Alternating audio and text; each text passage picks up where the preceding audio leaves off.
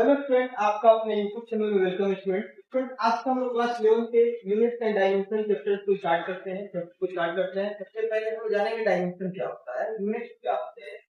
तो student unit क्या होता है? यूनिट एक क्या होता है? डेफिनेट क्वांटिटी होता है जो कि हम लोग एडॉप्ट किए हैं, जो फिजिकल क्वांटिटी से डिराइव होता है। उसको एक्सप्लेन कर लेते हैं, क्या करने के लिए एक्सप्लेन कर लेते हैं। Generally SI, MKS, CSI unit होते हैं। 7 फंडामेंटल यूनिट होता है, इसमें 7।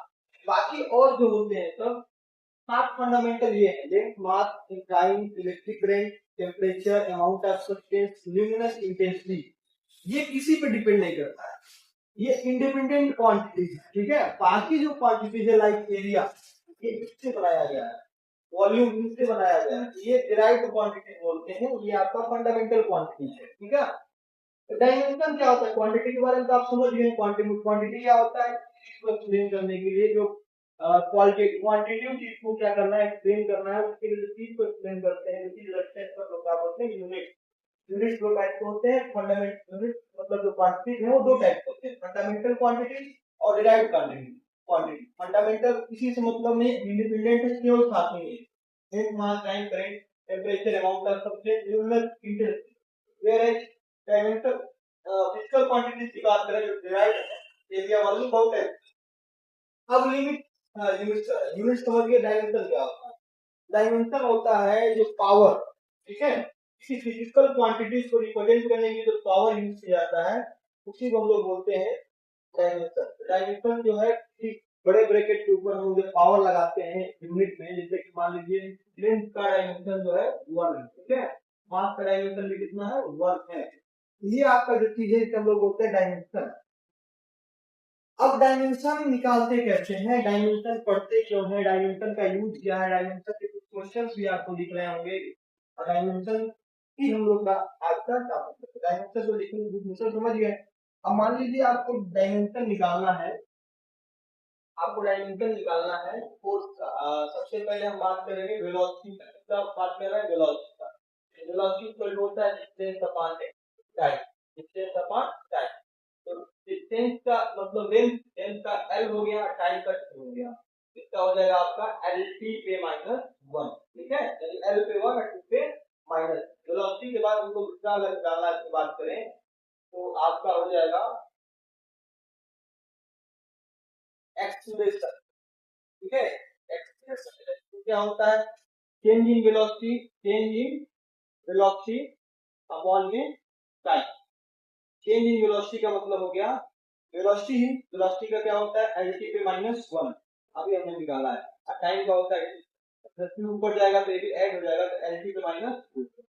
एक्सीलरेशन का हो गया। अब अगर हम वर्क का निकालने से पहले अगर हम फोर्स का निकालना चाहे, फोर्स, तो न्यूटन के सेकंड लॉ से आप जानते हैं फोर्स इक्वल टू होता है मास इनटू एक्सीलरेशन। मास की वैल्यू, मास का कैपिटल एम होता है, ठीक है, ये बेसिक्स है। एल टी एफ, ठीक है, एल एम टी दे देते हैं। और एक्सीलरेशन का भी हमने निकाला है एल टी माइनस। देखिए ये चीज याद रखिएगा आप लोग कि लेंथ का एल, मास का एम, टाइम का टी, ये बेसिक्स है। करंट का आई, टेम्परेचर का थीटा, कितना ही प्राप्त हो जाएगा आपका। अब हम बात करें तो मास का हो गया कैपिटल एफ, एक्सीलरेशन का भी हमने निकाला है एल टी पे माइनस, फोर्स का कितना आ गया आपका? एम एल टी पे माइनस। अब हम वर्क निकालेंगे, क्या निकालेंगे? वर्क। वर्क इक्वल टू आपने जानते हैं, आप लोग पढ़े हैं, वर्क इक्वल टू होता है फोर्स इनटू डिस्प्लेसमेंट। फोर्स का कितना निकला है? एम एल टी पे -2। और डिस्प्लेसमेंट मतलब लेंथ एल, एल का वन कितना हो गया? एम एल टी पे माइनस, ठीक है। इसी तरह अगर हम प्रेशर निकालें, प्रेशर इक्वल टू होता है फोर्स अपॉन में एरिया। तो फोर्स का आपने अभी यहाँ निकाला है एम एल टी पे -2, और एरिया का होता है एल स्क्वायर, ठीक है। ये चला जाएगा ऊपर तो माइनस हो जाएगा, ये हो जाएगा एम एल पे -1 टी पे -2। ये आपका हो गया प्रेशर। इसी तरह डेंसिटी का आप निकाल सकते हैं, बहुत सारी चीजों का आप लोग निकाल सकते हैं। अगर निकालने में अगर आप करें तो आप सबका निकाल सकते हैं। जैसे कि अगर हम बात करें आगे डेंसिटी का निकालने की बात करें, डेंसिटी इक्वल टू क्या होता है? Mass upon volume. इससे निकल सकता है आपका। ऐसे कई सारे क्वांटिटीज का आप लोग निकाल सकते हैं। तो आप लोग इन सबका निकालिए, वर्क एनर्जी इन सबका आप लोग निकालिएगा। अब हम लोग डायमेंशन पढ़े क्या जरूरत है डायमेंशन का 4 एप्लीकेशन है। सबसे पहले हम इक्वेशन जो प्रिपेयर किए उसको हम पता कर सकते हैं कि वो सही है कि नहीं है। एक the correctness of the equation. Second सबसे इंपॉर्टेंट है जो हम लोग डेरिवेशन करते हैं फॉर्मूले क्या, जैसे कि हमने बोला कि काइनेटिक एनर्जी का फार्मूला होता है हाफ mv स्क्वायर। तो mv स्क्वायर ही क्यों होता है, mv क्यों क्यों नहीं हो सकता है, क्योंकि तो एक क्वेश्चन आ रहा है ना, इसको हम लोग डिराइव कर लेंगे। और थर्ड फिजिकल क्वांटिटी, जैसे कि जो सीजीएस में होते हैं, एम्पियर को सीजीएस में कन्वर्ट करते हैं, ठीक है, एम्पियर को सीजीएस में कन्वर्ट करते हैं। और चौथा है कि जो यूनिवर्सल ग्रेविटेशनल कांस्टेंट या ऐसे कोई कांस्टेंट है उसका हम डायमेंशन फाइंड करने के लिए मेन तो आपका एक चीज है कि the correctness of the equation, फिर उसके बाद से टू डिराइव द फार्मूला और to convert a physical quantity from one system of unit to other. तो हम लोग सबसे पहले इसको करते हैं डिराइव द फार्मूला। जैसे कि मान लीजिए कि आप करना कुछ नहीं है, आपको एक इक्वेशन मिलेगा, जैसे मान लीजिए बोल रहा है the time period of pendulum depends upon length, इसको डिपेंड करता है लेंथ और ग्रेविटेशनल एक्सीलरेशन, डिपेंड करता है ग्रेविटेशनल एक्सीलरेशन। दिया था फार्मूला, ये आपको क्वेश्चन दे दिया किस चीज पे डिपेंड कर रहा है, जैसे इसमें बोला ये जो है टाइम पीरियड जो है लेंथ पे और ग्रेविटेशनल एक्सीलरेशन पे डिपेंड कर रहा है। देखिए कैसे डिराइव करेंगे हम लोग। करना क्या है आपको, इतना एक टाइम पीरियड जो है लेंथ पे डिपेंड कर रहा है, टाइम पीरियड जो है ग्रेविटेशनल एक्सीलरेशन पे डिपेंड कर रहा है, ठीक है। तो इसको इक्वेशन 1 बना लेना है, इसको इक्वेशन 2 बना लेना है और टाइम पीरियड दोनों को मिला देना है।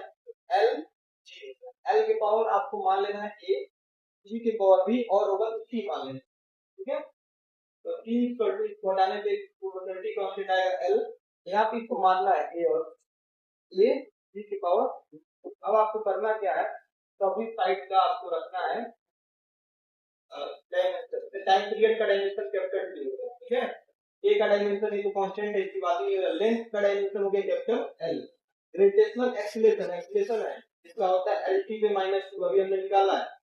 अब इसको आप सॉल्व कीजिए, टी इक्वल हो गया ए एल के पावर ए, ये वाला हो गया, और ये हो गया आपका एल के पावर बी टी के पावर माइनस में टी इक्वल हो गया के एल के पावर ऐड कर दीजिए ए प्लस बी, इधर ऐड कर दीजिए टी के पावर माइनस में 2। अब इस साइड आप क्या लिख सकते हैं, इसको m पे 0 l पे 0 t पे 1 लिख सकते हैं ना। तो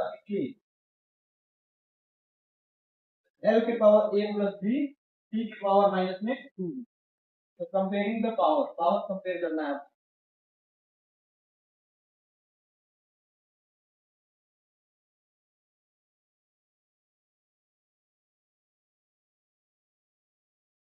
तो आपको क्या करना है, जब पावर कंपेयर करेंगे तो l के पावर a प्लस b है या 0 है, तो आपको मिलेगा a plus b equal to 0 और t के पावर माइनस 2 भी है और 1 माइनस 2 b इक्वल टू कितना हो गया 1। इन दोनों को सॉल्व करना है आपको। तो यहाँ से b की वैल्यू कितना निकल गया -1/2, फिर हम दीजिए a प्लस फिर हो गया -1/2 इक्वल टू 0, a की वैल्यू कितना हो गया 1/2 और यही वैल्यू आपको इक्वेशन 1 में सब्स्टिट्यूट कर देना है, ठीक है। तो इक्वेशन 1 में सब्स्टिट्यूट करेंगे आप तो क्या हो जाएगा आपका फ्रॉम इक्वेशन 1 तो t इक्वल टू हो गया a l के पावर a का मतलब 1/, और t के पावर -1/, करना क्या है माइनस वाले में नीचे जाना है, l के पावर 1/2 और t के पावर 1/2, ठीक है। अब 1/2 को हम रूट लिख सकते हैं, 1/2 को हम क्या लिखते हैं लिखेंगे, इसका फार्मूला आ जाएगा t equal to k root में l/t नहीं था ठीक था, ठीक है, l/t ये फार्मूला आ गया। इस तरह से हर एक फार्मूले में k की वैल्यू जो होता है चलिए आप उसका तो है नहीं, लेकिन यहाँ पर k की वैल्यू जो होगा बाय एक्सपेरिमेंटल जो डाटा है उसके हिसाब से आप कर सकते हैं। ये आप नहीं बता पाएंगे, छोड़ देंगे, ठीक है। यहाँ पर 2 पाई होता है वो आप आगे पढ़ेंगे जब इसको पढ़ेंगे डीपली में तब। बाकी स्टूडेंट नेक्स्ट क्वेश्चन और बाकी सारे क्वेश्चन हम लोग नेक्स्ट वीडियो में करेंगे। और करेक्टनेस, और भी इसके कुछ क्वेश्चन टिश्यू फ्ला होता है, कैलकुलेट का फार्मूला होता है इसको, और बाकी फिजिकल क्वांटिटीज को हम कैसे कन्वर्ट करते हैं और डायमेंशन कैसे पता करते हैं, और क्वेश्चन को हम नेक्स्ट वीडियो में करेंगे। तो वीडियो देखने के लिए धन्यवाद। चैनल को लाइक कीजिए, सब्सक्राइब कीजिए और सभी के साथ शेयर